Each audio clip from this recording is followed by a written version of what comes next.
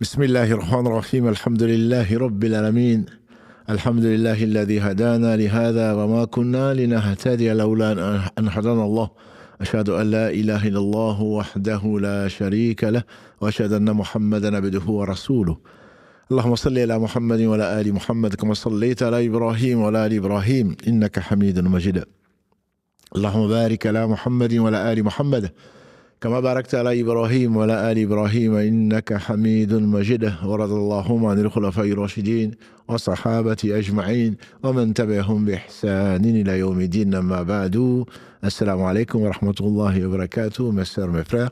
Les louanges, les remerciements, les éloges ne cessent qu'au vivant qui ne meurt pas. Je nomme Allah, le premier qui n'a pas de début, le dernier qui n'a pas de fin. L'apparent, le dominant sur toutes choses, le subtil, le bien informé. L'omniscient, l'omnipotent, le miséricordieux par essence et par excellence, le pardonneur.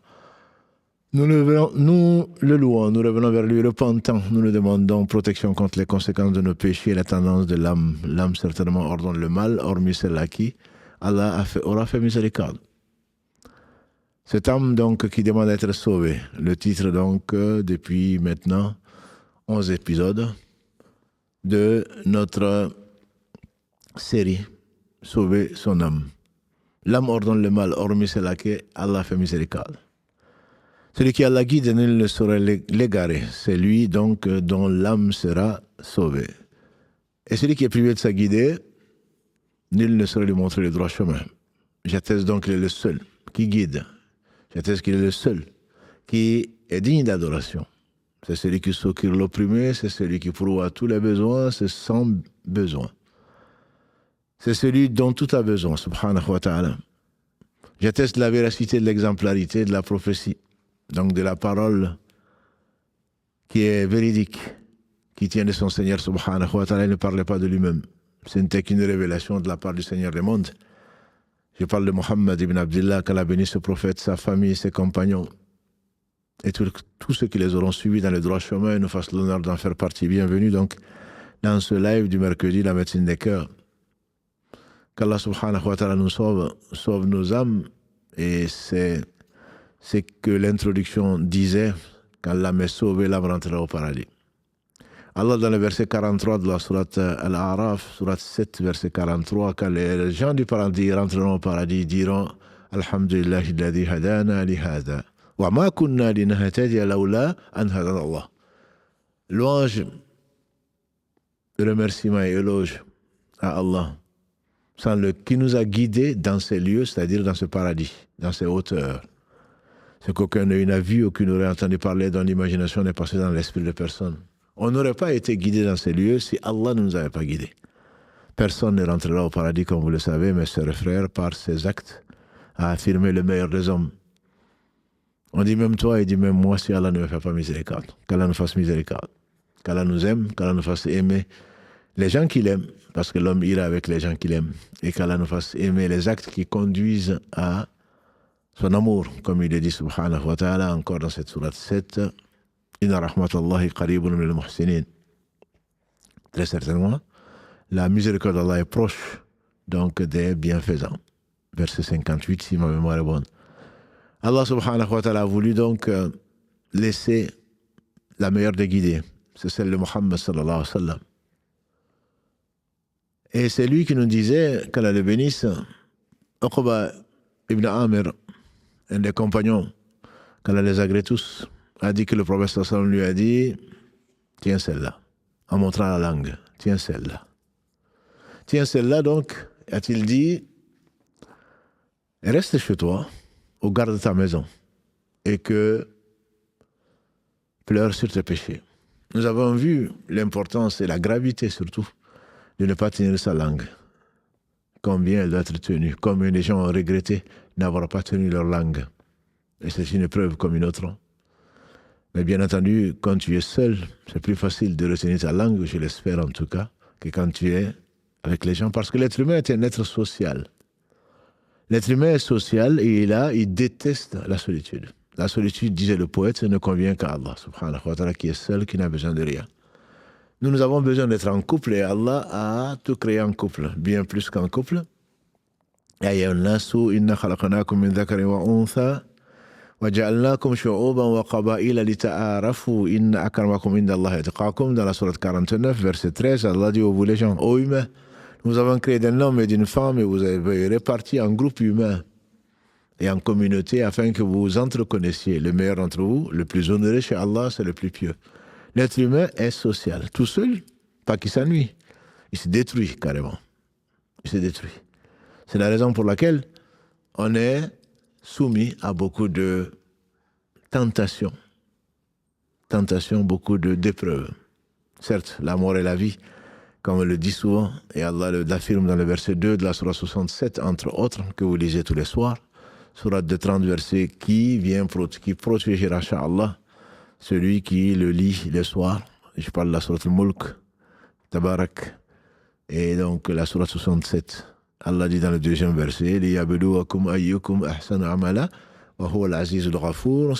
Il a créé la mort et la vie afin de vous mettre à l'épreuve pour distinguer celui d'entre vous qui a la meilleure des œuvres.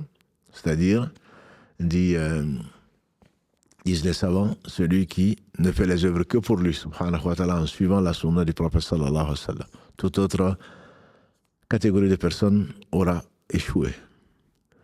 Et donc ce Seigneur subhanahu wa ta'ala nous a avertis, et en même temps, on connaît les règles du jeu de cette vie, et Allah subhanahu wa ta'ala donc nous éprouve, ce qu'on appelle ibtila. Parfois, on parle également de fitna. Fitna, ce n'est pas forcément négatif, c'est synonyme d'épreuve. Allah dit en particulier, dans le verset 35 de la sourate Les Prophètes 21, Kullu nafsin za'iqatul maut.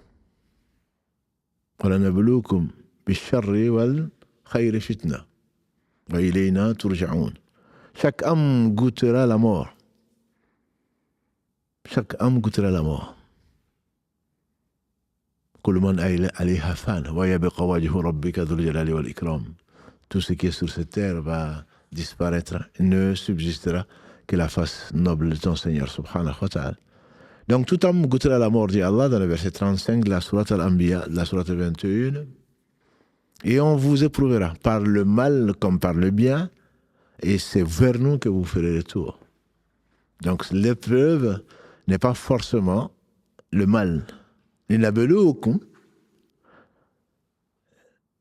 donc c'est afin de vous mettre à l'épreuve par le bien, par le mal comme par le bien. Allah dit subhanahu wa ta'ala également dans les versets, on les a souvent récités 2 et 3 de la sourate Al-Ankabut, l'araignée, 29. Alif Lam Mim, premier verset. Ahasiba an-nas an yutraku an yaqulu amanna wa hum la yuftanoun. Yuftanoun, ça vient de fitna, c'est la même racine. Donc, les gens pensent-ils qu'on va les laisser tranquilles, qu'il suffit de dire nous croyons et qu'ils ne seront pas donc éprouvés ou qu'ils ne seront pas donc tentés dans ce cas-là, entre le bien et le mal, entre l'islam et le non-islam, entre le Seigneur, l'élevé subhanahu wa ta'ala, et autre que lui, et les créatures pauvres, entre ce bas monde éphémère et qui ne représente pas grand-chose, sauf pour l'ignorant, et l'au-delà. Ahasibannas, les gens pensent-ils qu'on va les laisser dire nous croyons et ils ne seront pas éprouvés? Laqad fatanna, fatan, donc ça vient de fitna aussi. On a éprouvé les gens d'avant vous, afin que Allah distingue dans le verset 3 les menteurs des gens qui ont été sincères. Donc dans la vie, et c'est logique, si on peut l'appeler ainsi, Allah a créé le bien et le mal, c'est lui qui a tout créé. Subhanahu wa ta'ala, avec sagesse, avec perfection. Il y a des grands, il y a des petits, il y a des faibles, il y a des forts. Il y a des riches, il y a des pauvres, lui seul est riche. Il y a des beaux, il y a des moins beaux. Il y a des saints de corps et d'esprit. Il y a des gens qui sont malades. C'est pas parce qu'Allah ne les aime pas, on le dit souvent. Il faudrait qu'on le comprenne, mes sœurs et frères. Parce que si tu connais Allah, tu sauras que Allah subhanahu wa ta'ala, s'il avait voulu, on serait tous des anges, ou en tout cas des clones du meilleur d'entre nous. Mais Allah n'a pas voulu cela par sagesse. Pour que les gens distinguent le bon grain de l'ivraie. Ce Seigneur subhanahu wa ta'ala, si tu savais qu'au travers de ces épreuves, il t'éduque pour t'amener le doux, le bien informé, pour t'amener là où tes œuvres ne peuvent pas t'amener, pour te faire simplement miséricorde, pour te purifier. On l'a vu, il y a 2 épisodes. Les gens qui ont été les plus éprouvés, ce sont les prophètes, alayhi salatu wassalam. Ensuite, les croyants qui ont la foi la plus forte. Plus ta foi est forte, plus tu seras éprouvé. Souvent, on entend, non, Allah n'éprouve que les gens qui l'aiment. Non, non, Allah éprouve tout le monde. Ce sont des choses que l'on dit. Par contre, plus la foi est forte, plus l'homme, la femme est éprouvé. Plus elle est faible, et grâce à Allah subhanahu wa ta'ala, moins nous sommes éprouvés. Parce qu'on ne saurait pas le supporter, Allah le sait. Mais même ces épreuves faibles, très peu de gens résistent, surtout aujourd'hui. Les meilleurs sont passés. Allah seul sait ce qui nous attend. Et donc, Allah dit également dans la sourate Al-Furqan 25, verset 20, Allah dit subhanahu wa ta'ala, وَجَعَلْنَا بَعْضَكُمْ لِبَعْضٍ فِتْنَةً أَتَصْبِرُونَ. On a fait les uns et les autres fitna, donc les épreuves, c'est le titre, un peu fuir les épreuves, ou fuir plutôt les tentations. Fitna, c'est tentation. وَجَعَلْنَا بَعْضَكُمْ لِبَعْضٍ فِتْنَةً أَتَصْبِرُونَ. Nous avons fait les uns des autres, les uns pour les autres, des épreuves. Est-ce que vous allez patienter? Tout ce qu'on a, tout est épreuve. Bonnes quand on les aime bien et redoutables quand on les aime pas. Mais l'un est une épreuve pour l'autre et vice-versa. Pour ton épouse, pour ton époux, tu es une épreuve. Et pour l'époux, la femme est une épreuve. Et ton voisin, et le musulman, et le non-musulman, et il fait chaud, et il fait froid, tout est épreuve. Allah a rendu les uns les autres, nous les hommes. C'est lui qui le dit. وَجَعَلْنَا بَعْضَكُمْ لِبَعْضٍ فِتْنَةً أَتَصْبِرُونَ. Dans ce verset 20, donc, de la sourate Furqan, dans la sourate 25, Allah dit, on a fait de vous, les uns les autres, des épreuves ou des tentations les uns pour les autres. Le fort va-t-il écraser le faible? Le riche va-t-il donner une partie de ce qu'il a été confié pour peu de temps? Il ne l'emportera pas. Ce sera pour ses héritiers, s'il ne le donne pas. Ou alors, on va faire la loi de la jungle. Celui qui possède un peu de force va aller kidnapper, ou va aller tuer, ou va aller bombarder, ou va aller les faibles. Est-ce que vous n'allez pas patienter? La patience, ce n'est pas surtout, ce n'est pas seulement le fait de subir, c'est également le fait d'avoir et de gérer. C'est de persister dans l'obéissance malgré la tentation. N'est-ce pas que la première catégorie citée par le prophète sallallahu alayhi wa sallam, des gens qui seront sous l'ombre du trône qu'Allah nous compte parmi les 7 catégories qu'il a citées, alayhi salatu wa sallam, c'est le gouverneur juste. C'est très difficile. Quand tu as le pouvoir, quand tu as la responsabilité, c'est très difficile d'être juste. Quand tu es riche, entre guillemets, quand tu te crois à la vie. Kalla, innal insana la yatgha ar-ra'ahu istaghna. Dans la première sourate révélée, 96, Allah dit, oh que non, l'homme dépasse, tara.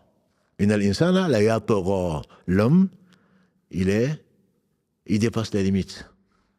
Ar-ra'ahu istaghna, quand il se voit à l'abri, quand il se voit riche, il a besoin, alors il domine les autres. Être gouverneur, être responsable d'une famille, être responsable de n'importe quelle activité, ça mérite une maîtrise de soi, une crainte d'Allah subhanahu wa ta'ala pour ne pas dépasser les limites. Donc ne pense pas que la femme est plus faible que toi physiquement ou sous ton autorité, ou l'inverse, que tu es chef d'entreprise ou je ne sais quoi d'autre, que c'est une préférence d'Allah. Non, c'est une fitna, c'est une tentation. Est-ce que tu vas rester juste? C'est pas parce que tu es un employé. Si Allah avait voulu, tu serais un employé et lui serait l'employeur. Est-ce que tu aimerais? La yuminu ahadukum hatta yuhibba li akhihi ma yuhibbu li nafsi, a dit le prophète sallallahu alayhi wa sallam. Aucun d'entre vous ne sera croyant, on dit véritablement croyant, s'il n'aime pas pour son frère, c'est qu'il aime pour lui-même. Tu aimerais être à cette place? Si tu étais là, comment tu aurais souhaité être traité? Et donc, je dis souvent, il y a péché de non-assistance à personne en danger. Tu passes à côté de quelqu'un, tu ne jettes même pas un regard, même pas un sourire, si tu étais à sa place. Est-ce que tu n'aurais pas aimé? Il est éprouvé. Parce que par quoi? Allah ne t'a pas éprouvé. Alors, tu deviens une tentation pour lui, puisqu'il va te tendre la main, il va demander de l'aide, et il devient lui aussi une tentation pour toi, comme le dit donc, on a dit le verset 20 de la sourate 25. Et bien d'autres versets. Et parmi les tentations, dit Allah subhanahu wa ta'ala, entre autres dans le verset 28 de la sourate Anfal, de la sourate 8, et dans le verset 15 de la sourate 64, dans laquelle Allah dit Innama amwalukum wa awladukum fitna. Fitna, donc on a dit, c'est la tentation. Innama, très certainement. Amwalukum wa awladukum, dans vos biens. Amwalukum wa awladukum, et vos enfants, vous avez une tentation. Combien de biens ont amené les gens à devenir des tyrans? Combien de gens, les biens, ont fait croire qu'ils sont supérieurs aux autres? Ils sont devenus orgueilleux. Combien d'enfants ont mené les gens à mentir, à tricher, à trafiquer pour subvenir à leurs besoins ou faire d'eux ce qu'Allah subhanahu wa ta'ala avait déjà décrété. Et Allah dit également, donc dans le verset 28 de la sourate Al-Anfal, de la sourate 8, I'lamu annama amwalukum wa awladukum fitna. Comme si c'était le même verset, sachez qu'en réalité vos biens et vos enfants sont une tentation. Et il dit ailleurs, Al-malu al-banun zinatul hayatud dunya. Verset 46 de la sourate 18. Al-malu al-banun, les biens, le bien, al-mal, les biens matériels, et les enfants ne sont qu'une zina, une beauté, la vie de ce monde éphémère. Al-baqiyatu salihatu khayrun inda rabbika thawaban wa khayrun amala. Alors qu'en réalité, ce qui reste, al-baqiyatu salihat, le reste des bonnes œuvres, on dit c'est subhanallah, alhamdulillah, la ilaha illallah, Allah akbar, toutes les bonnes œuvres en réalité, c'est bien ce qui est bien mieux. Et c'est ce qui donne plus d'espoir. Et donc, ça c'est pour juste une introduction à ce sujet-là, fuir donc les tentations. Toutes les tentations. Le fait quand tu sais ce que c'est que ce bas monde, quand tu sais que les tentations, tu ne peux les éviter que grâce à Allah subhanahu wa ta'ala, le prophète alayhi salatu salam demandait dans le hadith consigné dans le Sahih de l'imam Muslim, dans son authentique, il demandait à Allah subhanahu wa ta'ala protection contre les tentations cachées et apparentes. Donc de ce bas monde. Caché et apparent. Et le prophète sallam, il a dit, dans ce qui a été rapporté, consigné par l'imam Abu Daoud, qu'Allah lui fasse miséricorde, dans son sunan, il a rapporté le bienheureux, c'est celui qui a été préservé, donc par Allah, des tentations. Le bienheureux, c'est celui qui a été protégé des tentations. Donc comment se protéger alors de ces tentations? Il faut les connaître, bien sûr. Il faut savoir que ce monde et ce qu'il contient, ce sont des tentations. Ce monde et ce qu'il contient, ce sont des tentations. Et c'est on s'en rappelle, on l'a cité même la semaine dernière, de Sahal ibn Sa'd as-Sahadi, qui a dit qu'un homme est venu trouver le prophète sallallahu alayhi wa sallam et qui lui a dit, donne-moi un conseil par lequel, grâce à Allah, au travers duquel Allah va m'aimer. Parce qu'il a préféré Allah au reste, n'est-ce pas? Le seul digne d'amour pour lui-même. Et les gens vont m'aimer, parce que j'aimerais quand même qu'on ne me déteste pas, quand même. Mais sachant que si Allah aime, les gens t'aiment. Si Allah ne t'aime pas, les gens te détestent, malgré les apparences. Un conseil, il a dit renonce à ce bas monde, Allah va t'aimer. Renonce à ce que les gens possèdent, les gens vont t'aimer. Ou comme il a dit, alayhi salatu salam, hadith consigné dans Ibn Majah, entre autres, qu'Allah lui fasse miséricorde, ainsi qu'à tous nos savants, notamment ceux qui ont travaillé, conservé et transmis les hadiths, par lesquels Allah nous a conservé la religion après la mort du prophète sallallahu alayhi wa sallam. ses dires, ses actes, ses acquissements. Sallallahu alayhi wa sallam. Une faveur d'Allah sur nous. Et donc, il faut les connaître. Il faut savoir qu'est-ce que c'est que la vie. Il faut savoir qu'est-ce que Allah aime. Il faut savoir qu'est-ce qui t'attend demain. Il faut savoir qui a décrété pour le connaître, pour l'aimer nécessairement et pour traverser ce monde sans se perdre. La mission donc de tous les prophètes alayhi salam. Tiens ta langue, a dit le prophète sallam à Uqba ibn Amir. Ce n'était pas qu'à lui, c'est à chacun d'entre nous. Garde la maison, entre guillemets, reste chez toi. Mais si tout le monde reste chez soi, il n'y aura pas de vie commune. Mais ça veut simplement dire, et pleure sur tes péchés. Et on n'y est pas encore. C'est juste, garde la maison, si on peut l'appeler ainsi. Il a demandé, où se trouve le sauvetage de l'âme? Aïna Naja. Naji, c'est celui qui est sauvé. Comment se sauver? Comment sauver son âme? Donc la réponse, il a dit, tiens, celle-là. On a déjà parlé de la langue. Et reste chez toi. C'est-à-dire, ça ne veut pas dire ne sors pas. Comment tu vas vivre? Tiens, chez toi déjà, que tu vas constituer. Et la meilleure compagnie, et la plus importante certainement, c'est celle-là que tu as construite. En tant que biologiste, je peux vous dire, c'est comme si c'est les premières défenses et les meilleures défenses immunitaires contre les infections et contre la corruption. Allah a voulu tout créer de la meilleure des façons. Et Allah a mis un système immunitaire qui reconnaît et qui va défendre, qui va sécréter ce qui va sécréter comme lymphocytes et tout ce que vous voulez, pour venir défendre en cas d'agression extérieure. Et si tu n'as pas ces défenses-là, ce sera très difficile. Il ne pense pas que cela veut dire qu'il faut que tu te retires du reste du monde. Le prophète sallam a dit dans ce qui a été consigné par l'imam Tirmidhi, qu'Allah lui fasse miséricorde, le croyant qui fréquente les gens et qui supporte leurs méfaits est meilleur chez Allah que celui qui s'isole. Comment les prophètes alayhim sallam nous auraient apporté la vérité? S'ils s'étaient isolés, ils ont été envoyés à leur peuple, tous. Muhammad sallam faisant l'exception, puisqu'il a été envoyé à l'humanité entière, comme on atteste de très nombreux versets. On le cite souvent.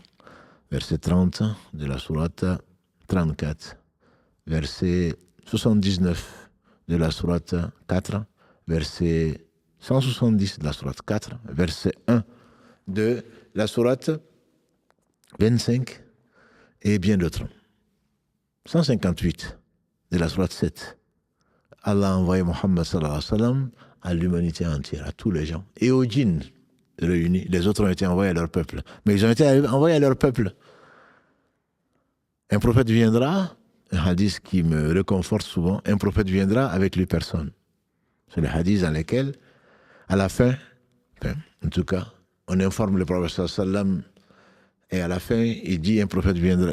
J'ai vu des prophètes dans le songe avec quelques-uns des croyants, de leurs suiveurs, et un prophète avec lui personne. Donc ils ont appelé les gens.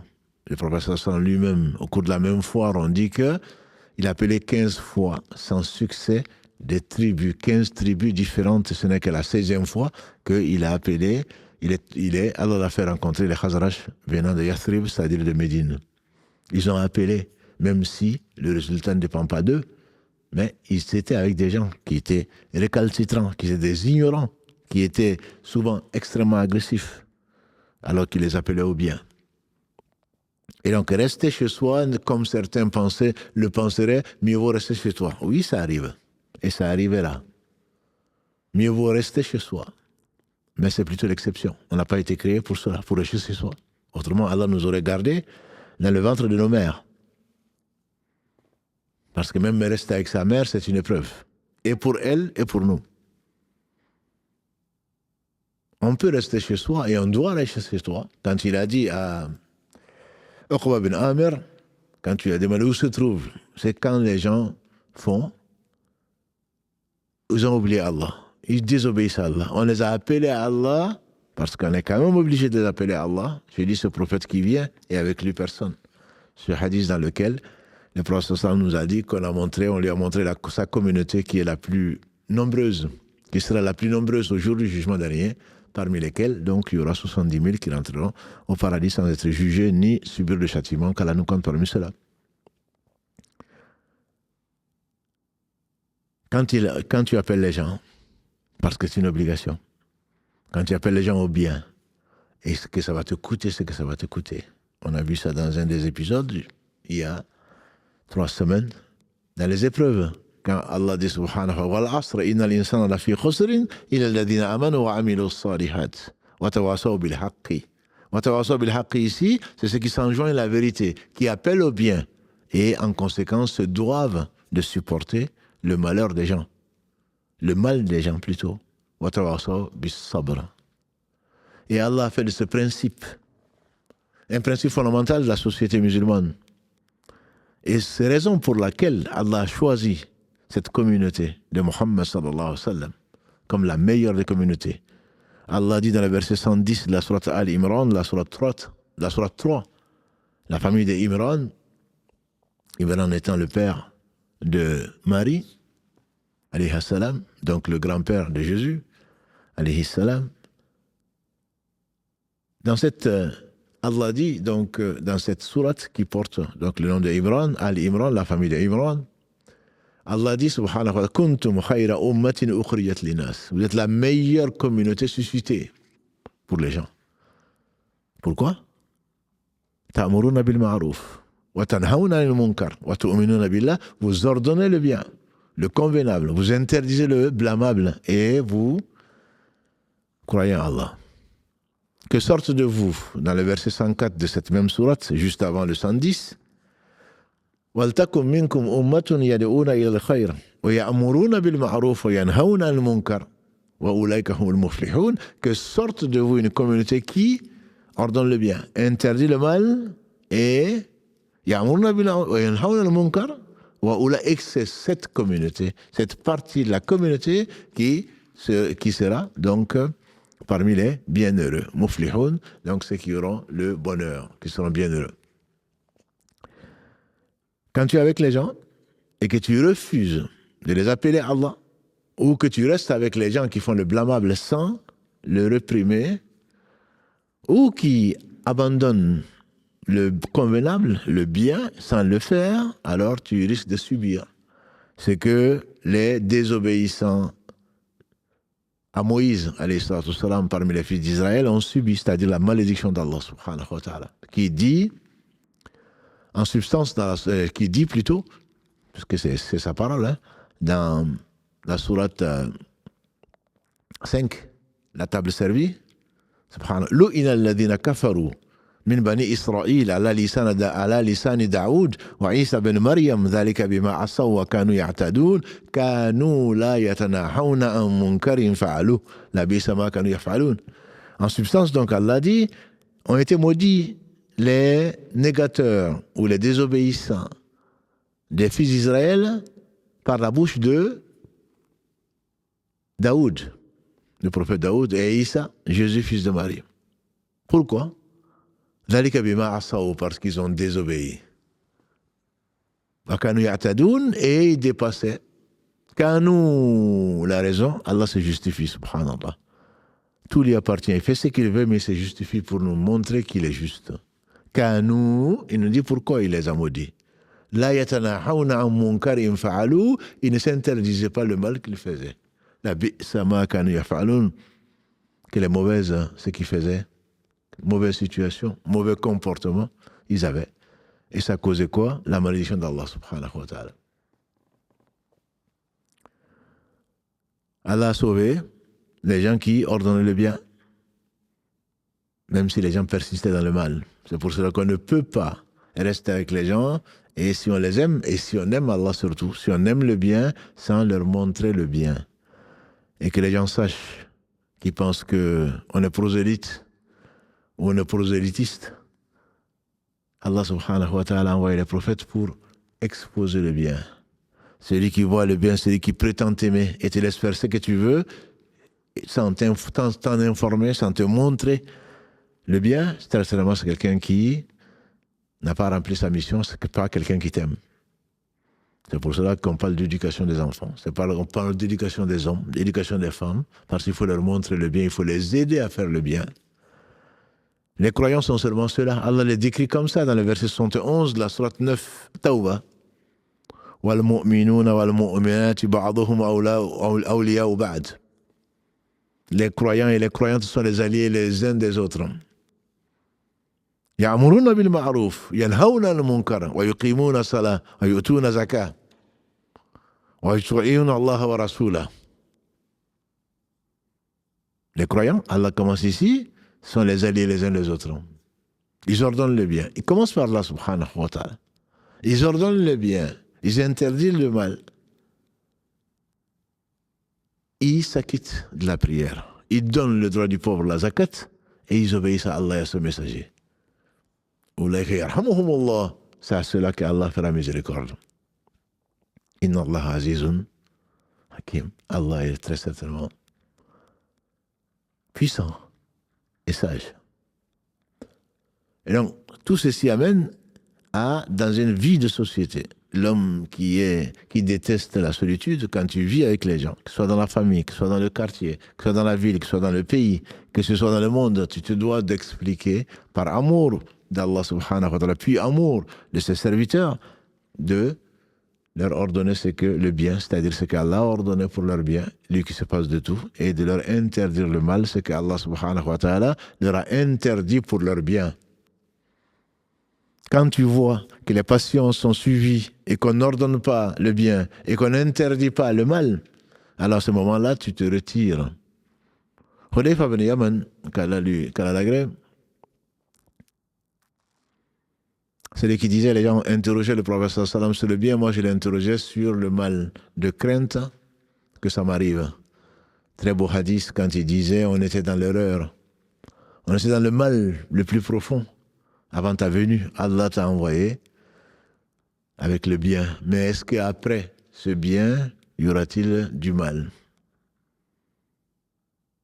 Le prophète sallam lui explique qu'il y aura du bien, mais avec du mal dedans, comme de la fumée qui reste, jusqu'à ce que, qu'est-ce que tu m'ordonnes à la fin du hadith? Qu'est-ce que tu m'ordonnes? Qu'est-ce que tu m'ordonnes?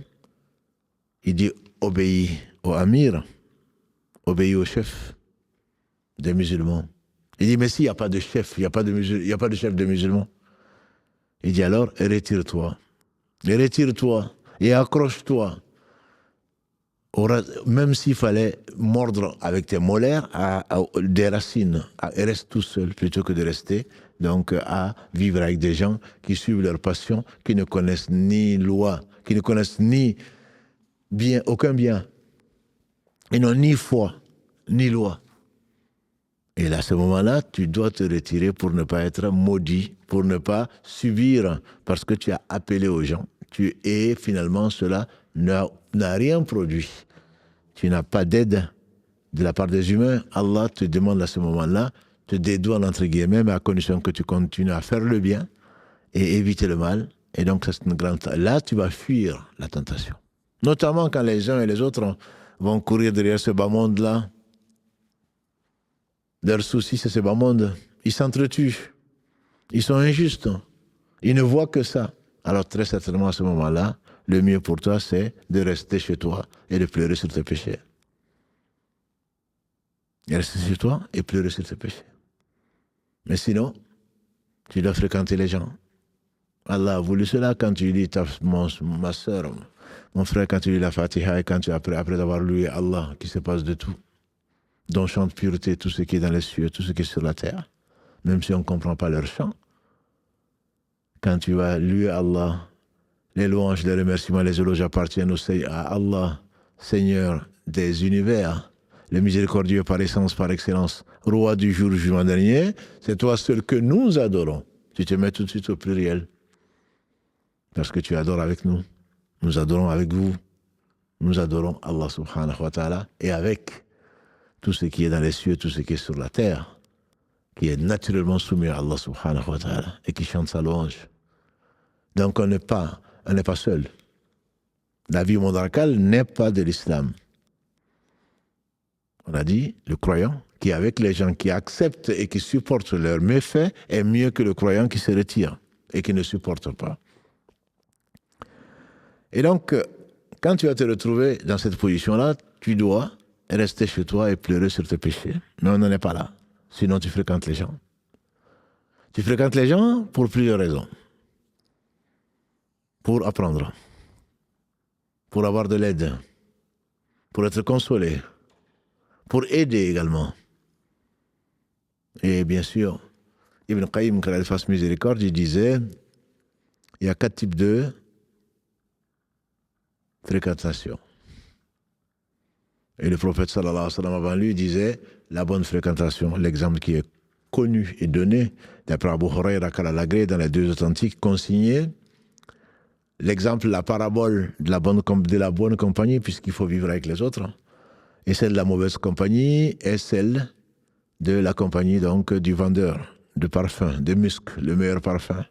Soit il t'en donne, soit il t'en vend, ou au moins tu lui sentir bon.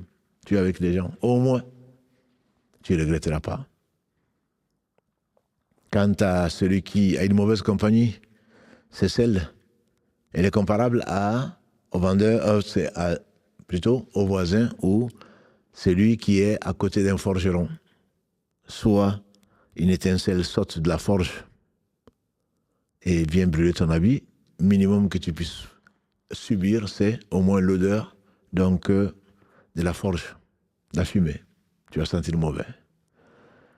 Et donc dans ta vie et toute ta vie, il y a des choix à faire. Puisque tu dois vivre avec les gens, tu dois choisir la meilleure compagnie. La meilleure compagnie, Allah l'a définie dans le verset 69 de la sourate Les Femmes, de la sourate 4. وَمَا يُطِعِ اللَّهَ وَالرَّسُولَ وَمَا يُطِعِ اللَّهَ وَالرَّسُولَ فَأُولَٰئِكَ مَعَ الَّذِينَ أَنْعَمَ اللَّهُ عَلَيْهِم مِّنَ النَّبِيِّينَ وَالصِّدِّيقِينَ وَالشُّهَدَاءِ وَالصَّالِحِينَ فَحَسُنَ أُولَٰئِكَ رَفِيقًا. Celui qui obéit à Allah et aux messagers, voilà ce qu'Allah a comblé de ses bienfaits. Ce dont Allah était satisfait. Et c'est ce que tu demandes 17 fois par jour, mon frère. Ma soeur, 17 fois par jour, si tu peux prier, si tu n'es pas indisposé, 17 fois par jour. Ihdina as-sirata al-mustaqim, sirata alladhina an'amta alayhim. Cette compagnie, je cherche à être avec les gens qu'Allah a agréés. Et Allah te dit, qui sont-ils? Ce sont les prophètes. Ce sont les véridiques, les martyrs témoins et les gens de bien. Et Allah dit, quelle belle compagnie. Ta belle compagnie, elle est là. Et le prophète sallallahu alayhi wa sallam nous a dit, l'homme est de la religion de son frère ou de son compagnon. Faites attention ou alors choisissez votre compagnon. Et il a dit également, alayhi salatu wassalam, l'homme ira avec les gens qu'il aime. Et c'est le hadith, comme vous le savez, qu'Anas ibn Malik al-Agré qui dit, il n'y a pas une parole qui a plu plus aux compagnons du prophète sallallahu alayhi wa sallam que cette parole-là. Quand un bédouin est venu lui demander quand la fin du monde, Mata Sa'a, quand est-ce qu'il y aura la fin du monde? Il a dit, malheureux, la fin du monde est une chose terrible, si seulement nous savions. La fin du monde est une chose terrible. Toi, ta fin va commencer bientôt avec ta mort. Et tu vas rencontrer Nakir et Munkar. Et il va falloir que tu répondes à 3 questions.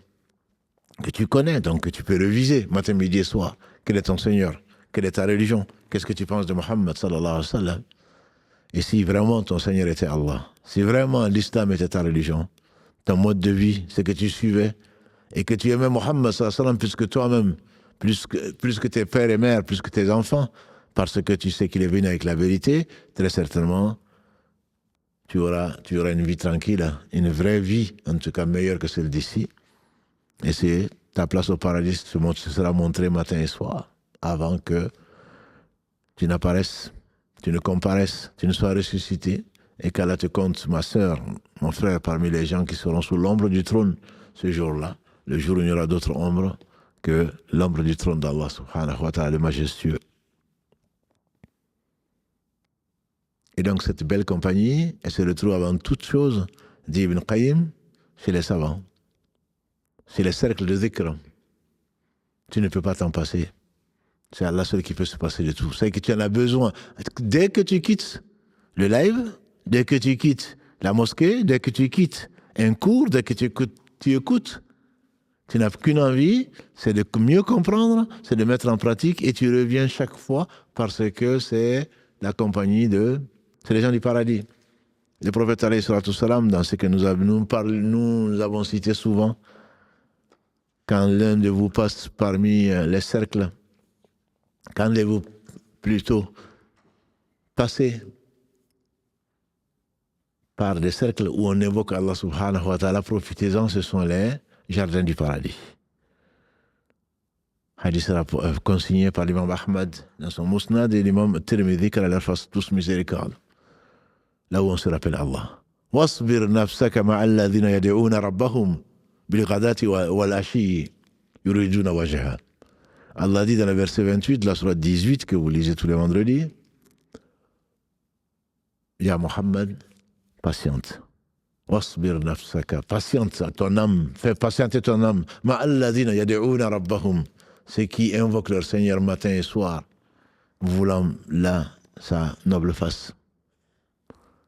Dans ces cercles où tu apprends le halal et le haram, dans les cercles où tu vois le chemin du paradis, tu vois ce qui peut conduire à l'enfer, dans ces cercles où la sakina descend, la paix, la sérénité, et comme l'a dit le prophète sallam, c'est vraiment le cercle où les gens sont pas malheureux. C'est comme la compagnie du vendeur de musc. Quand on parle d'Allah, les cercles de zikr, on espère que le nôtre en fait partie. Les anges il y a des gens spécialisés qui recherchent des gens qui parlent d'Allah. Quand ils les trouvent, ils disent venez, venez, venez, nous avons trouvé notre but, nous avons atteint notre but. Et ils les couvrent de leurs ailes, Allah les fait couvrir de la sérénité. Et ensuite, ils remontent à Allah subhanahu wa ta'ala pour ceux qui ne savent pas où est leur Seigneur. Ils remontent à Allah, dit le prophète sallallahu alayhi wa sallam, et ils n'en doutaient pas. Ils remontent vers Allah qui leur demande bien qu'ils sachent d'où vous venez. Ils diront, on vient de la terre. On a trouvé tes serviteurs qui t'évoquent. Allah va leur demander bien qu'ils sachent avant de les avoir créés. Est-ce qu'ils m'ont vu? Les anges diront, Seigneur, ils t'ont pas vu. Et Allah les demandait s'ils m'avaient vu. Qu'Allah ne nous prive pas de sa vue. Nous faisons partie de ces gens qui croient à la vision d'Allah subhanahu wa ta'ala au paradis, et ce sera la béatitude, la plus grande joie. C'est encore mieux que la créature qu'est le paradis. Au paradis, c'est ce qu'aucun œil n'a vu, aucun n'a entendu parler, dont l'imagination n'est même pas passée dans l'esprit d'un homme, mais c'est une créature.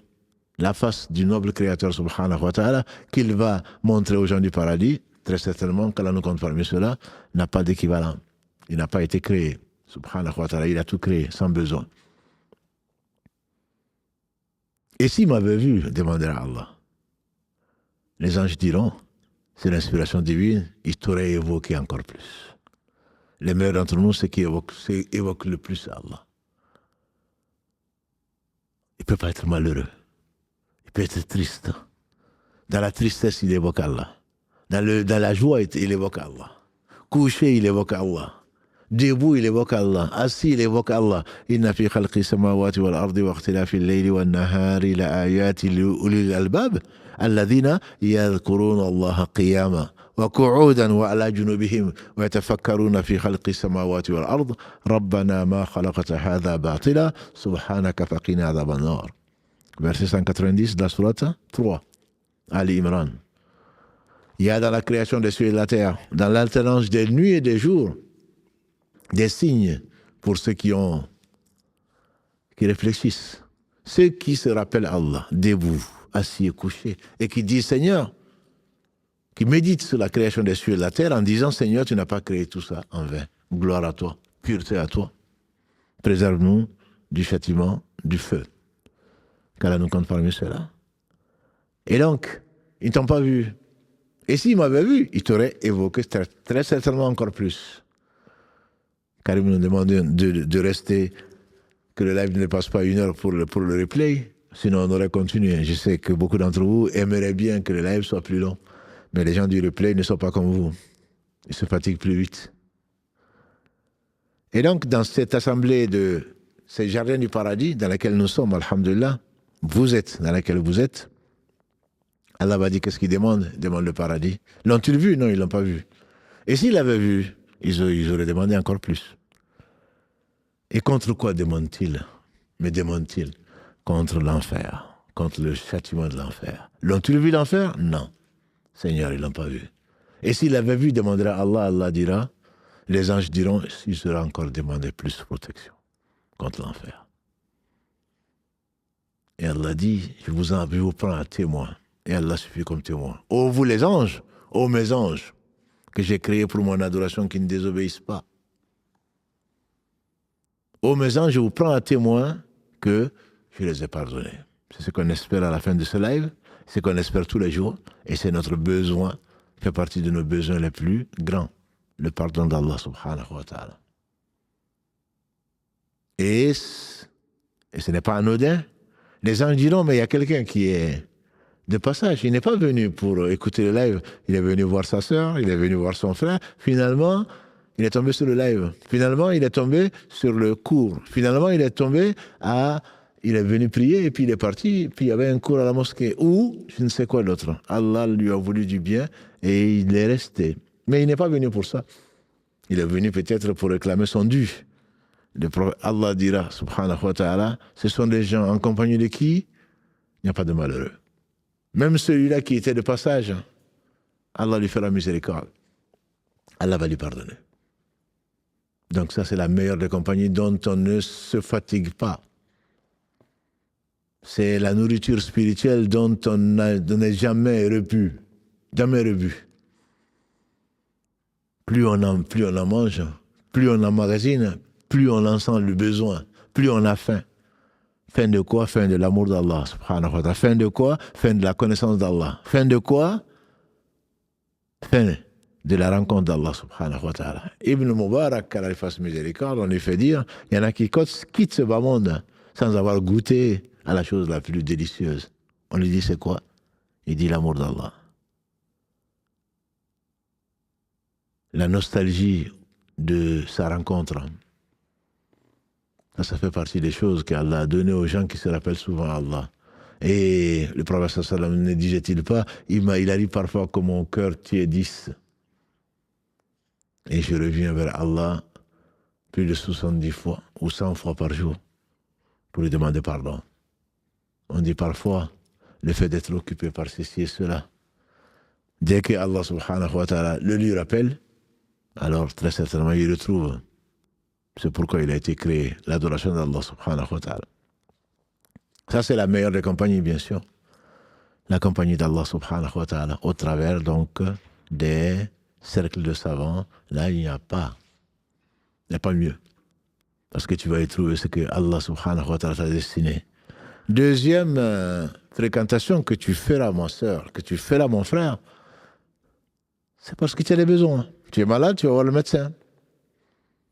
Mais tu ne dois y aller que par besoin. Alors que le premier, c'est tout le temps. Tu as un besoin impérieux du rappel d'Allah. Tu as un besoin tout le temps. C'est la nourriture du cœur. On dit qu'Ibn Taymiyyah, quand il fasse miséricorde, il restait du Fajr jusqu'au ce que le soleil se lève beaucoup. Bien haut, jusqu'à la moitié de la matinée. Et Ibn Qayyim lui demandait, qu'il l'avait rejoint en prison pour aller apprendre, puisqu'il avait été injustement emprisonné. Mais la prison était pour lui un paradis. Il dit, qu'est-ce que mes geôliers peuvent me faire? Qu'est-ce qu'ils peuvent me faire? Et je les remercie de m'avoir retiré ce bas monde pour me permettre de mettre dans un jardin, le jardin de mon cœur, c'est-à-dire de me laisser entre mon Seigneur et moi. Je n'ai même pas de tentation. Je ne fais que me rappeler Allah subhanahu wa ta'ala sous toutes ses formes. Mais tu as des besoins. Et donc tu vas aller faire des courses. Tu vas aller chez le boulanger. Tu vas aller chez l'épicier. Tu vas aller chez le boucher. Tu n'y vas pas, tu ne passes pas ta journée là. Tu y vas peut-être une fois par jour. Ça, c'est un besoin qui est louable. Et tu n'as pas le choix. Mais quand tu y vas, tu prends juste. C'est comme ce bas monde. Kun fi dunya ka'annaka gharib ou abiri sabil, a dit le prophète sallallahu alayhi wa sallam à Ibn Omar, quand il a diagnostiqué son père, soit dans ce bas monde comme un passant ou un étranger. Hadith rapporté par l'imam al-Bukhari. Et les savants expliquent, un étranger, qu'est-ce qu'il fait? Un passant, qu'est-ce qu'il fait? Il prend juste de quoi continuer sa route. Il prend juste dans ce bas monde, quand il en a besoin, il prend ce dont il a besoin juste. Il n'emmagasine pas parce que le chemin est long. Plus tu en prends, plus le chemin va être long. Les riches rentreront 500 ans après les pauvres. Pour ceux qui rentreront, ils seront peu nombreux au paradis. Et les pauvres seront la majorité des gens du paradis. Parce qu'ils sont légers. Ils n'ont pas beaucoup de bagages. Sauf les bonnes actions, qui ne les alourdit pas. Mais tout ce que tu as consommé, tout ce que tu as eu, comment tu l'as eu, tu seras interrogé. Tout ce que tu as fait, pour qui tu l'as fait et comment tu l'as fait, tu seras interrogé. Vous comprenez mieux pourquoi on demande à Allah de nous faire rentrer au paradis sans nous demander des comptes. Parce que ça ne va pas être facile. Vous comprenez pourquoi la semaine dernière, on a parlé d'anticiper les comptes, d'anticiper la reddition des comptes, de se poser des questions. Donc cette compagnie, la deuxième, elle est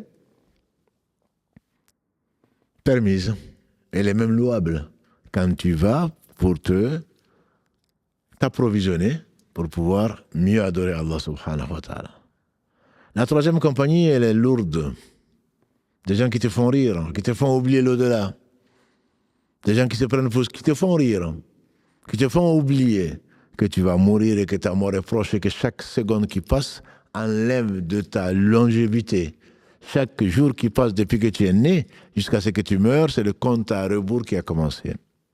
Tu as 40 ans, tu as 20 ans, tu en as 60, mais il ne te reste plus que. Ne dis pas, ah mais je vais fêter mon 50e anniversaire. Oui, tu veux dire que depuis 50 ans, tu es en train d'attendre la mort. Et peut-être que c'est à 51 ans que tu vas mourir. Qu'est-ce qui te reste? Tu vas fêter que tu vas bientôt mourir, c'est ce que tu veux dire? Chaque année que tu passes, chaque anniversaire que tu fais, finalement, tu te rapproches de la mort, tu fêtes ta mort. Si on t'avait annoncé le paradis, je le comprendrais bien. Si on t'avait annoncé le paradis, il ne me reste plus que 2 ans pour aller au paradis. Dans la tombe d'abord, ensuite au paradis. Mais peut-être qu'il ne te reste plus que 2 ans pour chercher l'agrément d'Allah pour éviter l'enfer. Ne te réjouis pas du temps que tu as passé. Dieu seul sait si tu iras au paradis ou en enfer. Quand tu auras la bonne nouvelle, à ce moment-là, tu vas te réjouir. Verset 30 de la sourate 41. Inna alladhina qalu rabbuna Allahu thumma istaqamu tanazzalu alayhim al-malaikatu alla takhafu wa la tahzanu wa abshiru bil jannati allati kuntum tu'adun. Ceux qui disent notre Seigneur Allah et ensuite ils s'y tiennent. Les anges descendent sur eux. On dit au moment de leur mort, Allah takhafu, ne craignez rien. À ce moment, tu peux sourire.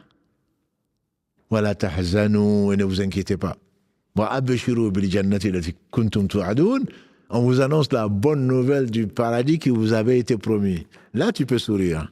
Là, tu peux fêter. Quand tes parents sont en train de pleurer ton départ, à ce moment-là, Allah te rassure. Les anges descendent sur toi. Ta place est au paradis. Qu'Allah nous compte parmi cela. Là, tu peux fêter. Là, tu peux fêter. Donc, cette compagnie, troisième, qui n'est pas du tout, tu mets combien de temps à digérer leur lourdeur, leur bêtise, leur mensonge. Non, c'est pour blaguer. MDR, LOL. Qu'est-ce que tu as gagné? Pas grand-chose. Tu t'es oublié. Une partie de ta vie est partie. Et tu vas mettre combien de temps à la rattraper? Le temps perdu, dit-on, on ne le rattrape pas. La quatrième, c'est la pire. Quatrième de fréquentation. C'est ceux qui t'éloignent d'Allah. Ce sont les innovateurs. C'est ceux qui mentent sur Allah, sur sa religion, sur son messager, et qui te trompent. Suis notre voie, c'est nous qui allons c'est la meilleure des voies. Allah nous a choisi. Allah nous a montré ce qu'il n'a pas montré aux autres. Tu mens sur Allah, tu mens sur son messager, et c'est ceux-là qui vont mourir, leurs péchés ne vont pas mourir. Ils ont menti sur Allah, ils ont menti sur son messager, ils ont montré une voie autre que l'islam, et ils t'appellent à cette voie-là, et nous sommes les meilleurs. Rentre dans notre secte. Ils ne vont pas l'appeler secte, bien sûr. Voilà la voie. Quand un parmi eux te dit, quand Nakir et Munkar vont te demander dans la tombe, quel est ton Seigneur, quelle est ta religion, qu'est-ce que tu penses de Mohammed? C'est moi qui vais répondre. Toi, tu vas répondre, toi, tu ne sais même pas qu'il est mort. Quand est-ce que tu vas répondre? Quand tu n'auras pas su répondre, c'est à ce moment qu'on va te dire qu'un tel est mort, à ce moment-là, tu vas dire, ah mais c'est moi qui vais répondre à ta question. Là, les questions étaient déjà posées et il est en train d'être châtié, qu'Allah nous en préserve. Le prophète sallam a dit dans un hadith, on a posé la question, il n'a pas pu répondre. Un tel, il a été enterré fraîchement. Il a dit, un coup lui a été assigné. Aucun membre n'a été épargné. Le coup a tout détruit de ses membres. Du feu a rempli sa tombe. Parce qu'il n'a pas su qui est Allah. Il n'a pas su qui est son messager. Il n'a pas su qu'est-ce que c'est l'islam dans sa vie. Même s'il a testé avant de dormir peut-être. Même si il était dans le recensement parmi les musulmans. Ça, c'est la quatrième catégorie qu'Allah nous en préserve. La fréquentation, tu vas la faire. Tu vis avec les gens. Et quelle bonne fréquentation est celle de celui qui a la compagnie d'un savant qui le corrige, un savant qu'il voit matin, midi et soir, ou presque, qu'il suit, qui voit le comportement. C'est ainsi que les gens, avant, étaient éduqués, ils apprenaient. Ils ont fait des milliers de kilomètres pour aller apprendre, ne serait-ce qu'un seul hadith. Ils voyaient comment les gens se donnaient du mal, comment les gens se privaient. Le prophète sallam, on a vu la lune, ensuite la lune, ensuite la lune, disait Aïcha, on n'a pas vu sortir de la fumée de chez le prophète sallam. Hier soir, on a fait un livre qui recense 21 imams de la communauté parmi les premiers et les meilleurs d'entre nous. On a vu Ibn Abi Daoud. Il a dit, je suis allé apprendre. Son père était Abu Daoud, que vous connaissez certainement, un très grand savant dans les hadiths. Lui, il était peut-être, certains l'ont préféré à son père, faisait partie des imams. Il disait, pas hier, mais hier on l'a lu, dans ce livre, des imams salaf. Il disait, je suis arrivé à Bagdad avec un dirham. Et j'ai acheté donc 30 mouds de fèves. Et chaque jour, je consommais un moud de fèves. Et chaque jour, j'apprenais 1000 hadiths. À la fin du mois, j'en avais appris 30 000. Qu'Allah leur fasse miséricorde. Nous, quand on apprend un hadith, on l'apprend mal. On n'en connaît ni l'authenticité et encore moins la chaîne de transmission. Le texte, si on le connaît, c'est déjà pas mal. Et on comprend mieux pourquoi le paradis a 100 degrés. Qu'Allah, par miséricorde, nous fasse aimer ces hommes-là pour nous mettre avec eux. Et en fait, même pas le millionième de ce qu'ils ont fait. L'homme sera avec les gens qu'il aime. Qu'Allah nous les fasse aimer. Et donc, la fréquente ces gens-là, tu vas apprendre de leur silence est une leçon. Quand ils parlent, c'est pour enseigner ce qu'Allah aime et son messager. Quand ils regardent, c'est pour méditer, tirer des leçons. Tu le verras, là où toi tu vas commenter, tu vas les voir se taire. Et pourquoi ils se taisent? Parce qu'il n'y a pas besoin de parler. Quand ils parlent, alors que toi tu serais tu par crainte. Pourquoi? Parce qu'Allah les a inspirés une disque la vérité avec la sagesse. Tu apprendrais avec ces gens-là. Et ils vont te dire, tu parles trop. Tu fais ceci, tu ne fais pas cela. Dans ton éducation comme un père. Parce qu'ils t'aiment pour Allah subhanahu wa ta'ala. Ce sont des éducateurs de l'âme. Ceux-là. Ou alors, si tu n'as pas cette chance, tu vas être en compagnie, tu vas choisir un frère. Un homme pieux. Un bienveillant. Et observateur pour te conseiller, qui va te conseiller.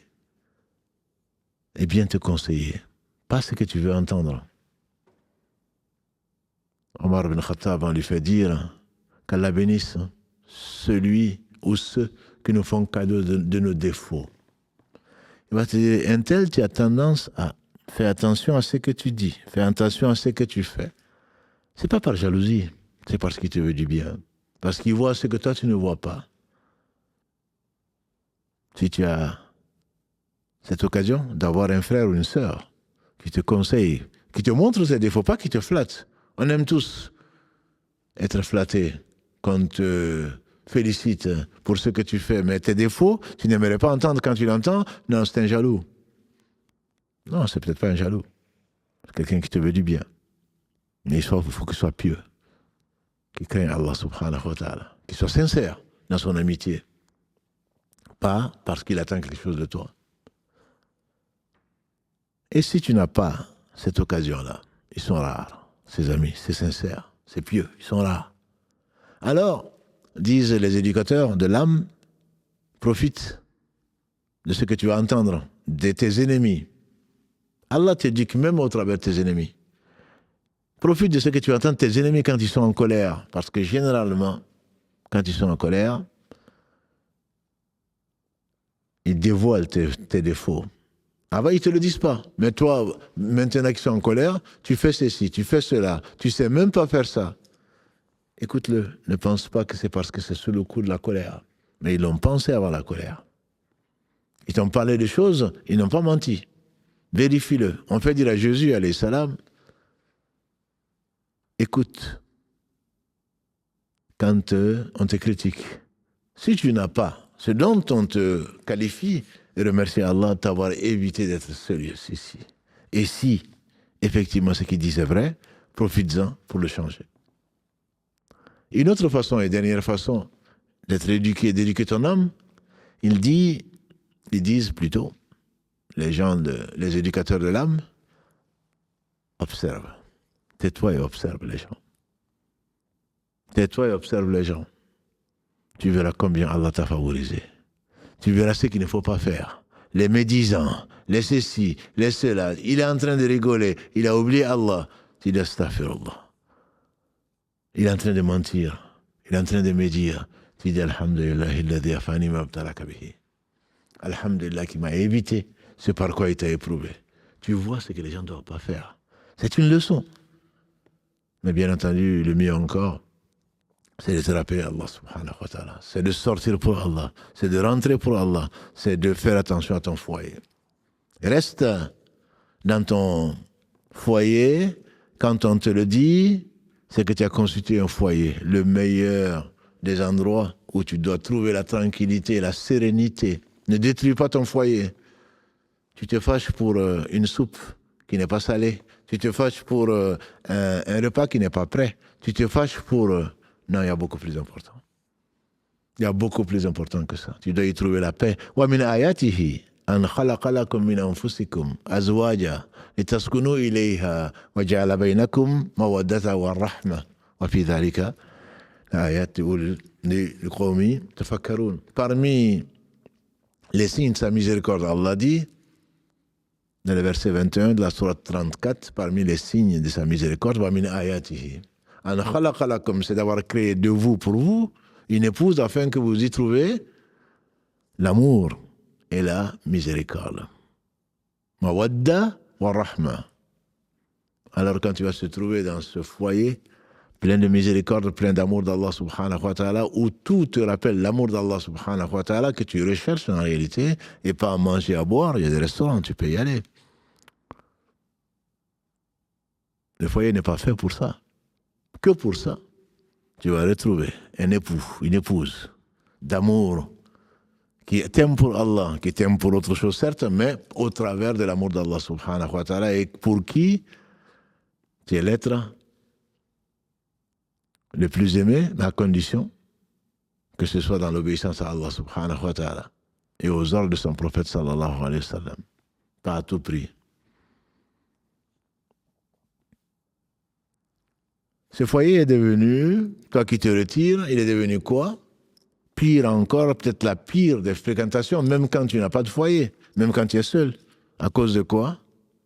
entre les réseaux sociaux, la télévision et tout ce qu'on consomme. 9 heures, 11 heures par jour. Nos enfants, le cerveau, ce que l'on craint le plus, c'est dans quelques années que les conséquences de rester devant les écrans.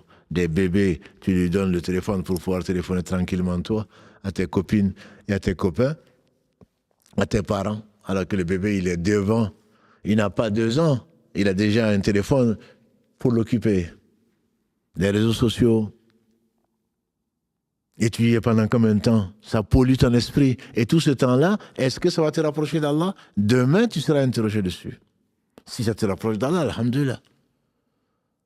Ta compagnie maintenant est devenue ce qui t'est le plus cher, ce qui t'est le plus proche. Tu parles maintenant à l'intelligence artificielle. Tu fais plus confiance à l'intelligence artificielle qu'à la personne qui a un peu de science, ou ton père, ou ta mère, ou ton époux, ou ton épouse. On rentre dans une famille, tout le monde est avec son téléphone. On mange, tout le monde est avec son téléphone. Dans le lit, m'a-t-on confié, des gens sont avec le téléphone. Et là, très certainement, tu as la pire, je dirais, la pire des fréquentations. Sans compter que ce que tu vas voir. Inna samal wal basar wal fuad. Que ce soit ce que tu ressens, que ce soit la vue, que ce soit ce que tu entends, ce que tu écoutes, sur tout cela, tu seras interrogé.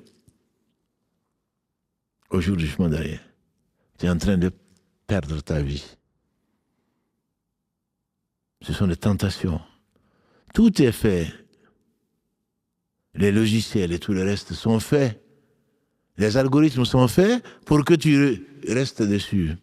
Tu pars pour chercher même une fatwa, eh bien, on te présente autre chose. Tu n'as pas fini cette vidéo quand tu montes une autre vidéo. Et entre-temps, bien sûr, on va te montrer de l'interdit. Non, tu n'as pas regardé. Tu veux regarder un film? Qu'est-ce que ça va t'apporter? Tu as fini l'histoire des prophètes. Tu as fini l'histoire de Mohammed sallallahu alayhi wa sallam.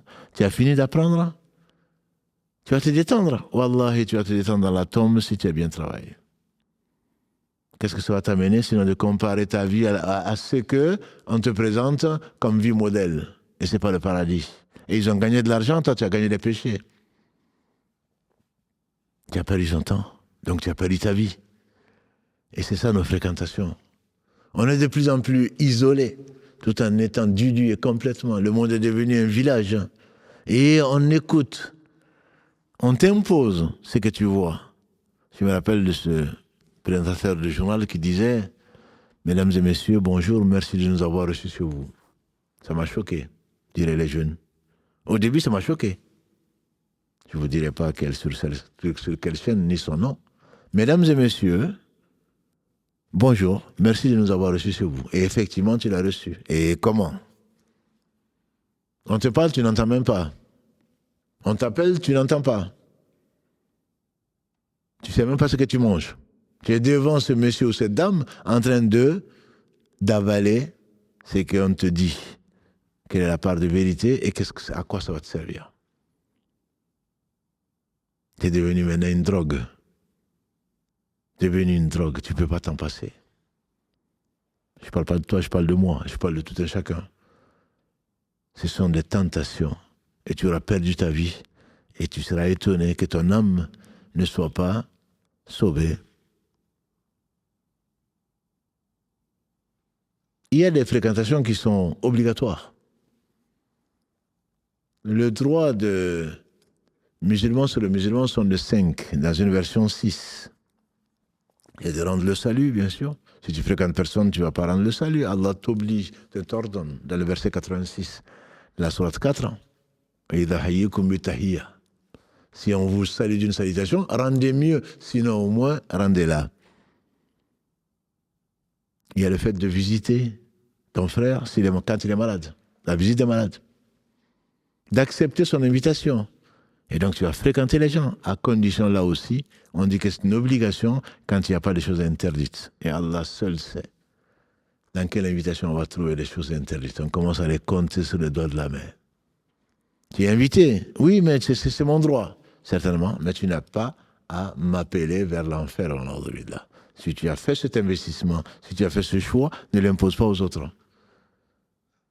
Mais si tu y vas et que tu vois les choses qui sont interdites, tu n'as pas le droit d'y rester pour leur faire plaisir.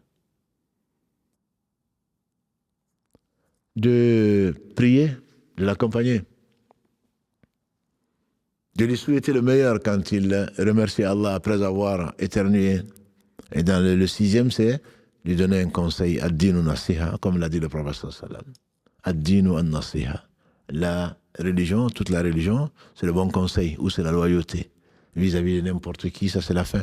Loyauté vis-à-vis d'Allah, de son livre, de son messager, des responsables des musulmans ou des chefs des musulmans et du musulman lambda. Quand c'est une société musulmane, bien sûr. Quand on te demande conseil, donne-le. Quand tu as un voisin, forcément, il faut le fréquenter. Il faut savoir s'il est mort, s'il n'est pas mort. S'il souffre, il n'est pas croyant, il n'est pas croyant, il n'est pas croyant. A dit le prophète sallam, celui, on dit qui donc? Il dit celui dont le voisin dort avec le ventre vide. Donc il faut savoir ce qui lui arrive, il faut participer, il faut supporter ses nuisances. Quant à toi, ne lui nuis pas, ne lui nuis pas. Patiente sur ses nuisances, et toi ne lui fais que du bien. Il est fa'abilatihi ahsan. Ton voisin, s'il est musulman, il a 2 droits sur toi. Participe à ses joies. Console-le quand il est dans la tristesse. Nourris-le quand il est affamé. Partage avec lui tes joies. Ne joue pas d'un côté alors que lui il est en train de pleurer de l'autre. Invite-le. Prie pour lui, bien sûr. Et évite de lui faire du mal. Parce que le voisin, encore le voisin, encore le voisin. Le prophète sallam a dit, l'ange Gabriel est venu, alayhi salam, me recommander le voisin à tel point que j'ai craint qu'Allah le mette parmi les héritiers. Tu as des parents, tu ne les choisis pas. Ton père, ta mère, excellence vis-à-vis des pères et mères, après l'adoration d'Allah subhanahu wa ta'ala seul, sans associé. Tu ne les choisis pas, ils ne t'ont pas choisi non plus.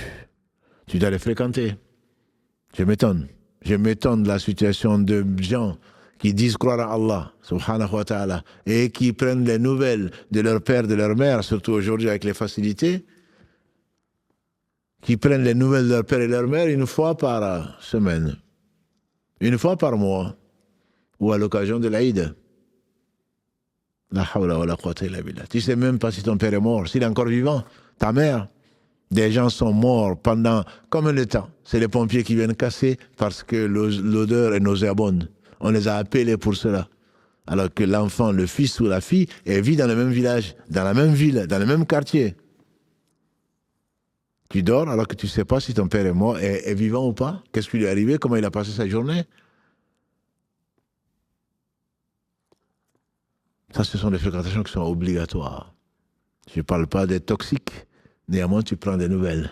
Tu les aides quand il y en a vraiment besoin. Et tu prends leurs nouvelles, tu pries pour eux. Et s'ils font du bien, tu fais du bien. S'ils font du mal, tu leur fais quand même du bien. Comme nous l'a conseillé le prophète sallallahu alayhi wa sallam, tu n'as pas choisi tes frères ni tes sœurs. Allah en a fait. Et Allah a fait du lien de parenté une chose sacrée. Aïcha, notre mère, elle disait, dans ce qui a été consigné par les deux, Al-Bukhari et Muslim, qu'elle leur fasse tous miséricorde, le lien de parenté, quand Allah l'a créé, il s'est plaint à Allah. Il a dit, je crains d'être coupé. Allah a dit, seras-tu satisfait au lien de parenté? Si je me lie à celui qui se lie à toi et je me coupe de celui qui se coupe de toi, il a dit oui. Allah a dit, ceci t'a été donné comme droit. Donc certainement, éviter ce qu'il faut éviter. Éviter les endroits suspects. Éviter la compagnie des gens qui t'appellent vers le mal. Quand tu es meilleur parce que tu vis avec les gens, c'est parce que tu préserves ta foi. Si ta foi est en cause et que tu ne peux pas la préserver, tu n'as pas d'autre choix que de fuir. C'est ce qui justifie, n'est-ce pas, la hijra. La hijra a tous ces sens-là. Mais le meilleur des sens, comme a dit le prophète sallam, c'est le fait de fuir ce qu'Allah a interdit. si ça va t'amener à quitter ton pays, à quitter ton village, oui, il faut le faire. Mais sur place, tu dois faire la hijra tout le temps par rapport à ce que Allah a interdit. Si les gens t'obligent à faire ce qu'Allah a interdit, tu n'as pas le choix que de refuser de le faire. Ça, c'est ce qu'Allah a enseigné aux meilleurs des hommes et les gens qu'il a aimé le plus, subhanahu wa ta'ala. Donc, pour rappel et pour conclure, les épreuves, tu en auras. Tu es une épreuve pour les autres sont des épreuves pour toi. Considère-le. Pas parce qu'Allah ne t'aime pas. En fonction de ça, il faut que ta foi soit... Il faut que tu la protèges. Que tu protèges ton cœur. Que partout où tu sens que ton cœur va faiblir, ou quand tu sens la baisse de foi, tu n'as pas à y rester. Et quand tu sais ce que tu vas y trouver, et ensuite tu y vas, pensant que tu pourrais résister, ce n'est que de l'orgueil et de l'ignorance. Quand tu sais, du coup, de façon certaine, qu'il y a du mal, Satan, il ne va pas te dire, non, il n'y a que du mal, non, il va dire, non, mais il y a du bien là-bas. Alors que tu sais bien qu'il y a du mal. Et même sur l'alcool, qu'est-ce qu'Allah dit? On t'interroge sur le vin, dit qu'il y a du mal, il y a du bien, le mal l'emporte sur le bien. Tu ne vas pas trouver une chose qui est complètement que du mal. Satan va t'embellir par étapes. Mais il y a du bien, tu pourrais faire du bien, tu pourrais appeler Allah. Non, il veut juste découvrir l'islam. Ce n'est pas ce qu'il veut découvrir. Ce qu'il veut découvrir, Allah le sait. C'est toi qui l'intéresse. C'est ta personne qui l'intéresse, ce n'est pas l'islam. Est-ce que tu es sûr que tu vas le transmettre? Est-ce que tu es sûr que tu n'as pas de shaitan? Le prophète sallam en avait un que Allah a soumis. Tu as oublié les enseignements d'Allah et du messager sallallahu alayhi wa sallam. Allah nous a mis en garde. Si tu veux sauver ton âme, très certainement, fréquente les cercles d'Allah subhanahu wa ta'ala, fréquente les mosquées, fréquente les savants, fréquente les gens sages. Éloigne-toi des innovateurs, des pervers. Éloigne-toi des gens qui n'ont pas de morale. Si tu veux préserver ton cœur. Si ce n'est pas le cas, alors très certainement, ton âme risque de ne pas être sauvée par celui qui sauve les âmes et dont la miséricorde est proche des excellents, des gens qui cherchent l'excellence. Qu'Allah nous compte parmi ceux-là. Qu'Allah nous purifie les âmes, qu'Allah nous les sauve. Qu'Allah nous aime, qu'Allah nous fasse aimer les gens qu'il aime et qu'il nous fasse aimer les œuvres qui nous rapprochent de son amour. Qu'Allah bénisse le meilleur des hommes, Mohammed, qui avait le cœur le plus pur. Qu'Allah nous réunisse avec lui au paradis, dans le Firdaus, au degré le plus élevé, après nous avoir fait traverser ce bas monde sans nous perdre. Qu'Allah nous protège des fitan, des tentations, apparentes comme cachées. Et Allah seul en sait le nombre. Qu'Allah bénisse les héritiers du prophète Mohammed sallallahu alayhi wa sallam. Je vais parler des savants, à commencer par la meilleure des générations, les compagnons, tous les compagnons. Qu'Allah les agrée tous. Et ensuite, les gens qui les ont suivis, la deuxième meilleure génération, les tabeïns, les épigones. Et ensuite, les gens qui les ont suivis jusqu'à nous. Qu'Allah bénisse nos enseignants. Qu'Allah bénisse toute personne qui nous a apporté, qui nous a enseigné quoi que ce soit de bien, grâce à Allah subhanahu wa ta'ala. Et notre prochain rendez-vous, Inch'Allah, ce sera vendredi à 21h. Subhanakallahumma bihamdika. Ashhadu an la ilaha illa anta astaghfiruka wa atubu ilayk. سبحان ربك رب العزة عما يصفون وسلام على المرسلين والحمد لله رب العالمين والسلام عليكم ورحمة الله وبركاته.